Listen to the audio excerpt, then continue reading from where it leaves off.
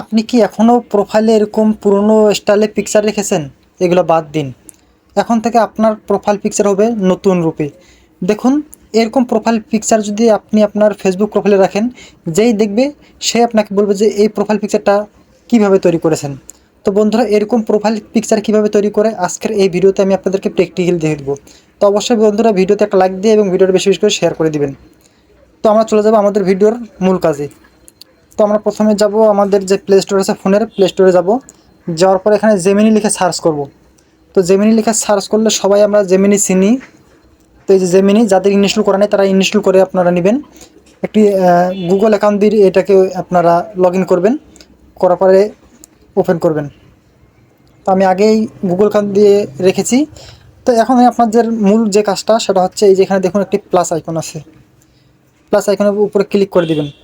দেওয়ার পরে আপনারা আগে থেকে আপনাদের একটা ছবি আপনারা আপনাদের ফোনে তুলে রাখবেন। তো আমি আগে তুলে রেখেছি, এখন গ্যালারিতে প্রবেশ করব।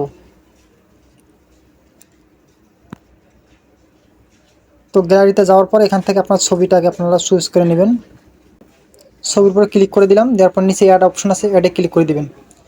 দেওয়ার সাথে সাথে কিন্তু এখানে ছবিটা আপলোড হয়ে গেছে। তারপর এখানে একটি প্রম্পট লিখে দিতে হবে।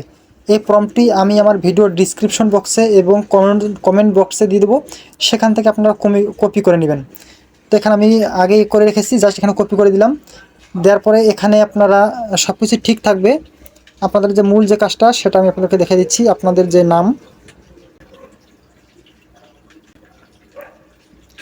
এই দেখুন এখানে লেখা আছে দ্য প্রোফাইল নেম, এখানে লেখা আছে গোলাপ, নিচে লেখা আছে হোসেন। তো ঠিক এই জায়গাটার মধ্যে আমার নামটা আপনারা মিশিয়ে দিয়ে আপনাদের নামটা দিয়ে দিবেন। যেই নামে আপনারা প্রোফাইল তৈরি করবেন ওই নামটা এখানে দিয়ে দিবেন। আমার এখানে লেখা আছে গোলাপ হোসেন, আপনারা গোলাপ হোসেনটা এখান থেকে কেটে দিবেন। দেওয়ার পরে আপনার নামটা দিবেন। আর কোনো কাজ আপনাদেরকে করা লাগবে না। তারপর আপনারা যে কাজটি করবেন, এখানে নিচে দেখবেন একটা তীর আইকন আছে, এই তীরের উপরে আপনারা ক্লিক করে দিবেন। তো ক্লিক করার পরে কয়েক সেকেন্ড আপনাদেরকে অপেক্ষা করা লাগবে। তো 5-7 সেকেন্ডের মধ্যে কিন্তু এটা তৈরি হয়ে যায়। তাহলে আমরা কিন্তু দেখতে পারবো যে আমাদের প্রোফাইলটার পিকচার। তো আমাদের কিন্তু প্রোফাইল পিকচার দেখুন তৈরি হয়ে গেছে। ঠিক আছে, কত সুন্দর একটা লুক। তো ঠিক এইরকমভাবে কিন্তু আপনারাও আপনাদের ফেসবুকের প্রোফাইল পিকচার তৈরি করতে পারবেন খুব সহজেই।